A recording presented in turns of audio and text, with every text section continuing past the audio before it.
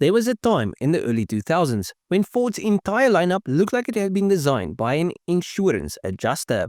Everything was safe, predictable, and let's be honest, a bit dull.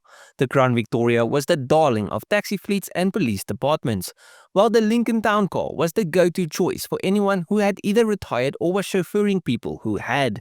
And then sitting quietly in the Mercury showroom was the Grand Marquis, a car so painfully beige in character that even accountants struggled to get excited about it. But then, in a brief moment of corporate insanity or brilliance, Mercury decided it was time to shake things up, and thus the Marauder was born. It was essentially a Grand Marquis that had some alone time with the Mustang Mach-1. The offspring was then thrown onto a showroom floor, a factory sleeper sedan with a hint of American muscle car DNA, but one that never quite reached the potential it so desperately wanted to achieve. But you might ask, why? Well, back in the early 2000s, Ford executives must have been looking across the showroom floor at Mercury and wondering how they could possibly make the brand relevant again. Younger buyers had about as much interest in a Mercury as they did in landline phones. So what do you do when you have a car that only appeals to people eligible for early retirement? Well, you add horsepower, and lots of it. The concept version of the Marauder, unveiled at the 2002 Chicago Auto Show, was an absolute beast. A two-door convertible with a 335 horsepower supercharged V8 under the hood. It looked like Mercury had finally decided to wake up and make something properly exciting. But then, in true Ford fashion, they chickened out. The production Marauder lost the supercharger and the convertible body style and became, well, a slightly angrier Crown Victoria. But despite losing the blower, the Marauder still got a pretty serious engine for the time. Nestled under the hood was a 4.6-litre dual overhead cam modular V8, the same power plant found in the 2003 Mustang Mach-1 and the Lincoln Aviator.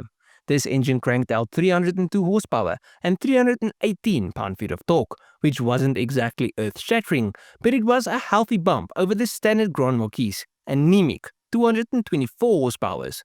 But then Mercury made a rather questionable decision, one that doomed the Marauder from being a true performance legend. You see, instead of offering it with a manual gearbox, they stuck with a 4-speed automatic, and not just any automatic, but the same one that was found in police interceptors and taxicabs. Yes, it was sturdy, yes, it could handle abuse, but it also sapped much of the fun out of the driving experience, making the Marauder feel more like a fast boat rather than a street-balling muscle sedan. Visually, the Marauder was far from subtle. It came with a sinister, monochrome color scheme, black on black, with a menacing stance and a body-colored grille. It looked like something Darth Vader might drive if he ever got bored of his TIE fighter. The interior was also given a sportier touch with aluminium look trim, with white gauges and bucket-style leather seats embossed with the classic Mercury logo. But here's where things started to go a little bit sideways. The Marauder, despite all its aggressive styling cues, wasn't particularly quick. It did 0 to 60 miles per hour in about 7.5 seconds, which isn't slow, but it's certainly not fast enough to worry the likes of the BMW M5 or even the Chevrolet Impala SS of the 2000s. It was a car that talked a big game, but struggled to back it up with outright performance. On the road, the Marauder was a bit of an enigma. It had a stiffened suspension, PVS sway bars, and a limited slip differential, which meant it handled better than a standard Grand Marquis. But better is a relative term. This was still a full-size, body-on-frame sedan, with a curb weight tipping the scales at over 4,000 pounds. The steering was vague, and while the car felt planted in a straight line, it wasn't exactly eager to carve up backroads like an European sports sedan. The real magic happened at higher speeds. The modular V8 might have lacked low-end grunt, but once you got past 3,500 RPM, the Marauder came alive, howling like a proper muscle car and surging forward with newfound enthusiasm. It was a highway missile, built for effortless cruising at triple-digit speeds. And because of its evil design, it had a presence on the road that made people think twice before cutting you off in traffic.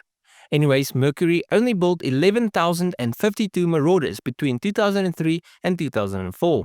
It was an answer to a question that few people were asking, and as a result, it struggled to find buyers. You see, the problem was that it was too expensive for the Crown Vic and Grand Marquis crowd, but not powerful or refined enough to steal customers away from European sports sedans.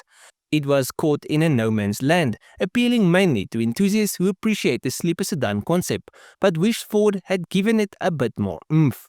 Today, the Marauder enjoys a cult following. Enthusiasts have figured out that with a few modifications like adding a supercharger or swapping in a beefier transmission, the car can become the beast it was always meant to be. Low mileage examples in pristine condition have started to appreciate in value, with some pitching upwards of $30,000. Meanwhile, well-maintained drivers can still be found for around $15,000, making it one of the more interesting used performance sedans on the market. So let's end this video off.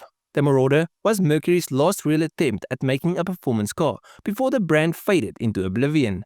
It wasn't perfect, but it had character, a rare trait in early 2000s American sedans.